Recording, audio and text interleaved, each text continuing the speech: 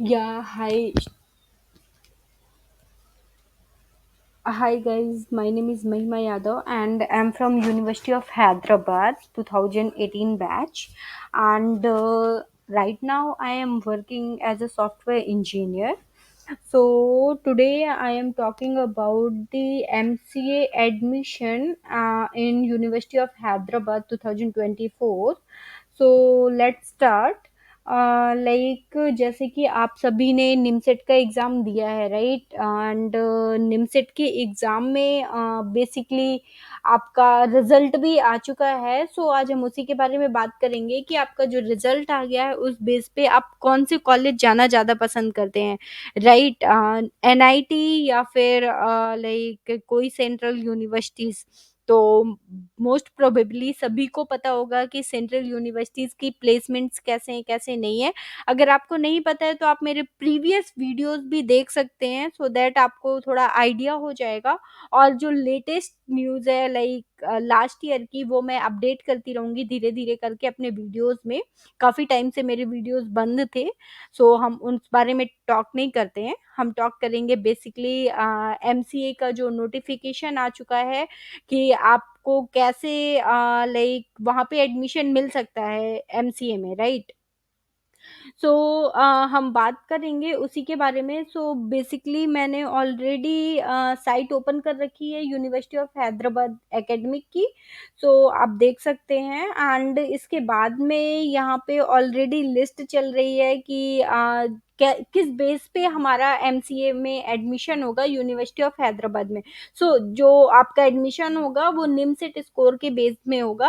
And उसका process क्या है? उसका प्रोसेस ये है कि पहले आपको फॉर्म फिल करना पड़ेगा। फॉर्म फिल करने के बाद में आपके लिए एचसीयू एक लिस्ट जारी करेगी, टोटल नंबर ऑफ कैंडिडेट्स उनको इनवाइट करेगी काउंसलिंग के लिए। एंड जितने बच्चों की जो जितनी सीट्स हैं यूनिवर्सिटी ऑफ हैदराबाद में, फिर उस अकॉर्डिंग आपको एडमिशन मिलेगा। Number of seats around 40 to 40 like 42 हैं, अराउंड 40 टू 42, राइट? ऐसे ही कुछ सीट्स हैं।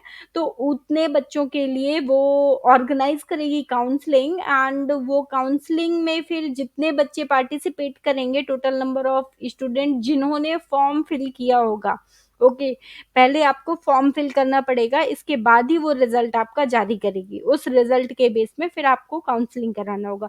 तो हम एक-एक करके चीज़ों पे बात करते हैं। जैसे कि इन्होंने ऑलरेडी लिख रखा हुआ है, called for admission counselling 2024 PG program. PG in the sense कि पोस्ट ग्रेजुएशन एग्जाम्स, ओके।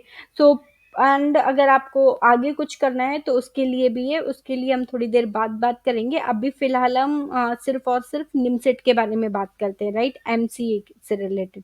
सो मैंने ऑलरेडी क्लिक किया है और हम निमसेट की साइट पे आ गए हैं एमसीए के लिए, जहाँ पर उन्होंने एडमिशन्स का बना रखा है। तो एडमिशन पोर्टल पे आ गए हैं। सो यहाँ पर ऑलरेडी उन्होंने लिखा हुआ है कि university of Hyderabad invites online application for MCA programs from interested candidate to apply with NIMSIT 2024 scores, okay.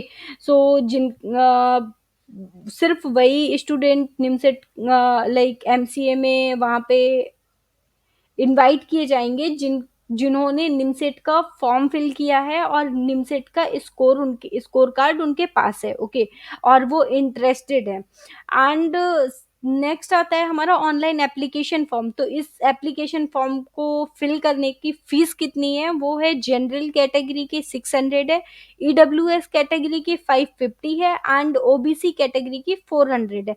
अगर आप एससी एसटी या फिजिकल हैंडीकैप कैटेगरी से बिलोंग करते हो तो 275 है, ओके। एंड यहाँ पे कुछ नोट भी लिखा हुआ है, उन्होंने उसको भी रीड कर लेते हैं कि फर्स्ट है हमारा, fee once paid will not be refunded. So बहुत सारे बच्चों का क्वेश्चन होता है कि मैम अगर हमने फीस वहाँ पे फिल कर दी और हमारा एडमिशन नहीं हुआ, सपोज हमें हम मतलब ऑलरेडी फिल हो चुकी है सीट्स, हमें कोई सीट नहीं मिली, तो क्या हमारी फीस रिफंड होगी? या फिर लाइक हमने अभी भर दिया, इसके बाद मेरा एनआईटी में हो गया और मैं नहीं जाना चाहता हूँ यूनिवर्सिटी ऑफ हैदराबाद, तो क्या मेरी फीस रिफंड होगी? तो उन्होंने बोला है कि ये एक बार फी पे हो गई तो उसके बाद रिफंड नहीं होगी।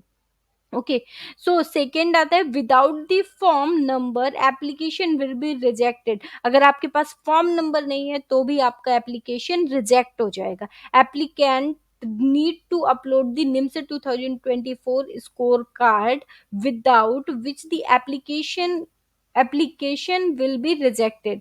ओके, जो भी आपका रिजेक्ट हो, बिना कोई भी एप्लीकेशन रिजेक्ट हुए आपको निमसेट स्कोर कार्ड वहां पे अपलोड करना है। अगर आपके निमसेट स्कोर कार्ड में आप रिजेक्टेड लिखा हुआ है तो आप अप्लाई नहीं कर सकते।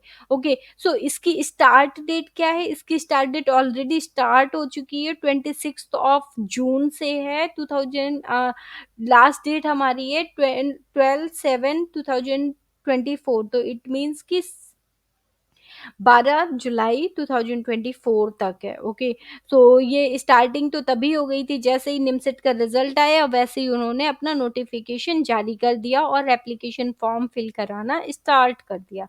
ओके, एंड नेक्स्ट आता है instruction for filling the online application form. So हम उसके बारे में बात करेंगे, उससे पहले हम बात करते हैं intake of the seats for MCA.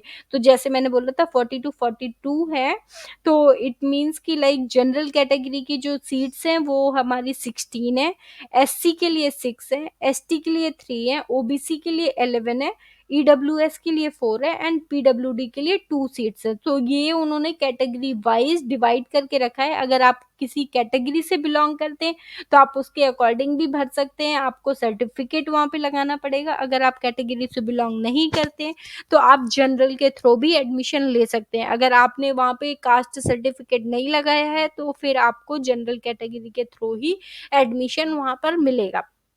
And इसकी क्वालिफिकेशन भी उन्होंने यहीं पर लिख रखी है, वो है first class bachelor degree with at least 60% marks in aggregate in any discipline. So आपको एटलीस्ट 60% मार्क्स आपके बैचलर्स में होना चाहिए। अगर आपने ग्रेजुएशन किया हुआ है, आपके 12th के मार्क्स यहाँ पे एडमिशन टाइम पे मैटर नहीं करते, आपके 10th के मार्क्स मैटर नहीं करते, बस सिर्फ और सिर्फ आपका ग्रेजुएशन मैटर करता है।